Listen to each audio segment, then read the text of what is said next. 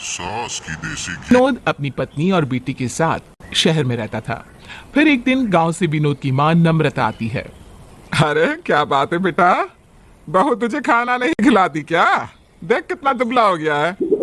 घर में कदम रखते ही अपनी सास का ताना सुनकर विनोद की पत्नी शीला का मुंह फूल जाता है। हे राम, मेरे पोते का भी बुरा हाल है, इसकी भी सेहत बिल्कुल अच्छी नहीं है।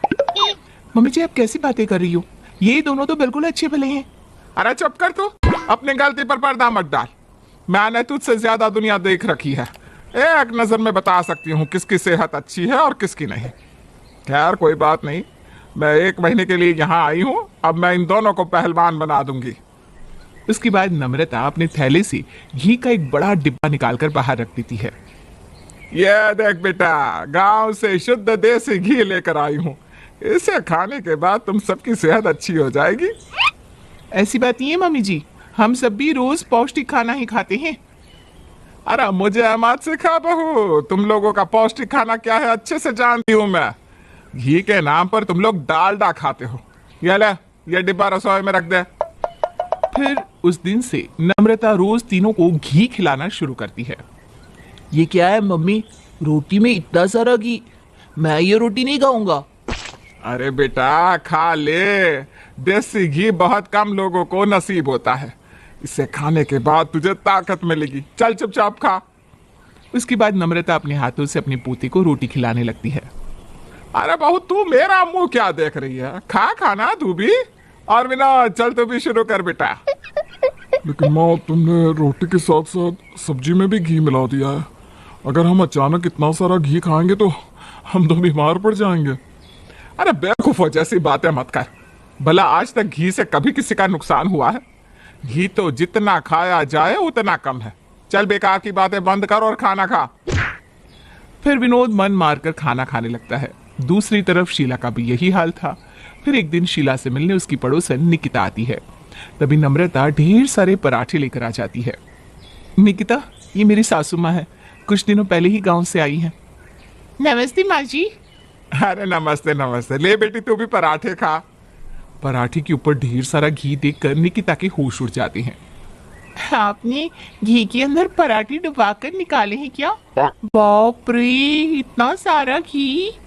अरे तो इसमें बुराई क्या है, मैं तो रोज इतना ही घी खाती हूँ। चल चुपचाप खा ले।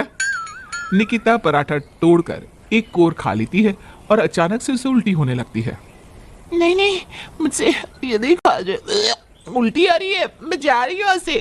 अरे तुम शहर के लोगों का ना यही रोना है, हमेशा खराब चीज खाते रहते हो, अच्छी चीज सामने आते ही मुंह बना लेते हो। नहीं खाना तो चल जाए यहाँ से। उसके बाद निकिता वहां से भाग निकलती है। लेकिन दूसरी तरफ नम्रता अपनी बहू शीला को जबरदस्ती कई पराठे खिला देती है। अपनी सास के इस बर्ताव से शीला बहुत दुखी थी। विनोद, मैं मम्मी जी का घी और बर्दाश्त नहीं कर सकती। जब देखो तब ये हमें घी खिलाने के पीछे लगी रहती हैं। आज उन्होंने मुझे घी वाले इतने सारे पराठे खिला दिए कि मेरी तबीयत ही बिगड़ गई। तुम ठीक कहती हो, मेरे टिफिन में भी ना माँ ढेर सारा घी डाल दी थी। ऑफिस के मेरे दोस्त खाना देखकर मेरा मजाक उड़ाने लगता है। लेकिन हम मम्मी जी को कुछ भी कहेंगे तो वो बुरा मान जाएंगी। अब हम क्या करें, मेरी तो समझ में ही नहीं आ रहा। मेरे पास एक आइडिया है जिससे दादी हमें घी खिलाना पूरी तरह बंद कर देगी। अरे जल्दी से बोल बेटा, क्या आइडिया है? इसके बाद विनोद का बेटा अपना आइडिया बताता है। अगले दिन, बहू, अरे ओ बहू, जल्दी से चाय लेकर आ, कब से तलब लगी है। और थोड़ा अदरक ज्यादा डालना बेटा। थोड़ी देर के बाद शीला चाय लेकर आती है। चाय में घी को तैरते हुए देखकर नम्रता की आंखें फटी की फटी रह जाती है। अरे ये क्या है बहू, तूने चाय में घी क्यों डाल रखा है? मम्मी जी, अब हमें घी खाने की आदत हो गई है ना, तो मैंने सोचा कि अब हम चाय में भी घी डालकर ही पियेंगे। शीला की बात सुनकर नम्रता कुछ नहीं कह पाती और मुंह बनाकर चाय पीने लगती है। बड़ी मुश्किल से वो चाय पीने में कामयाब होती है। फिर शीला नम्रता के सामने ढेर सारे बिस्किट्स रख देती है और उनके ऊपर घी डालना शुरू करती है। अरे अरे ये सब क्या है बहू, तू बिस्किट पर घी क्यों डाल रही है? मम्मी जी, बिस्किट के साथ घी खाने का मजा ही कुछ और है, आप एक बार खा कर तो देखिए। उसके बाद शीला बिस्किट उठाकर नम्रता को खिलाने लगती है। बेचारी नम्रता मन मारकर सारे बिस्किट्स खा लेती है। फिर दोपहर को विनोद का बेटा ग्लास में दूध भरकर उसके ऊपर घी डाल देता है। ये लो दादी, गर्मा गर्म दूध पियो। और ये देखो, मैंने इसमें कितना सारा घी डाल रखा है। अरे तू पागल हो गया है क्या? दूध में घी, ये सब क्या है? दादी तुम ही तो कहती हो घी खाना फायदेमंद होता है। चलो अब नखरे मत करो, सारा दूध पी जाओ फटाफट गटागट। उसके बाद विनोद का बेटा जबरदस्ती नम्रता को सारा दूध पिला देता है। फिर नम्रता मुंह बनाकर अपने कमरे में चली जाती है। शाम को जब विनोद ऑफिस से घर लौटता है तो वो ढेर सारे आम खरीद कर लाता है। ये देखो शीला, मैं आज कितने सारे आम लेकर आया हूँ। चलो जल्दी से आम काटो, आज हम सब मिलकर पेट भरकर आम खाएंगे। हाँ बहू, मुझे भी आम ना बहुत पसंद है। चल जल्दी से आम काट बेटा। इसके बाद शीला आम काट कर प्लेट के ऊपर सजा देती है, लेकिन नम्रता जैसे ही आम को उठाने जाती है कि शीला उसे रोक लेती है।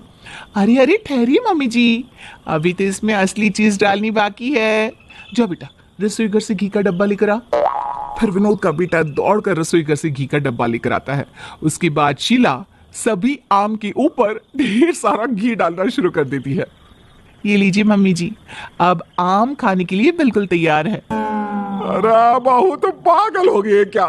भला आम के ऊपर घी डालकर कौन खाता है? माँ, तुम्ही ने तो सिखाया कि चाहे कुछ भी हो जाए हमें ढेर सारा घी खाना चाहिए। चलो आज आम के साथ भी हम घी खाकर देखते हैं। हाँ दादी खाइए ना, बड़ा मजा आएगा। नहीं नहीं नहीं नहीं, बस बहुत हो गया, मैं ये आम नहीं खा सकती। अरे तुम सब ने तो बेवकूफ़ी की हद कर दी। मैं तुम सबसे तंग आ चुकी हूँ।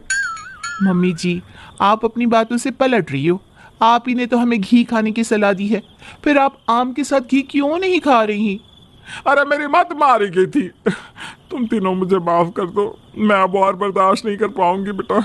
तो आज ही मेरा टिकट कटवा दो, मैं शाम को ही गांव जाना चाहती हूँ। इसके बाद विनोद टिकट कटवा देता है और शाम होते ही नम्रता अपने गांव लौट जाती है। ये देखकर तीनों राहत की सांस लेते हैं। उस दिन के बाद से वो तीनों फिर से अपना मनपसंद खाना खाने लगते हैं।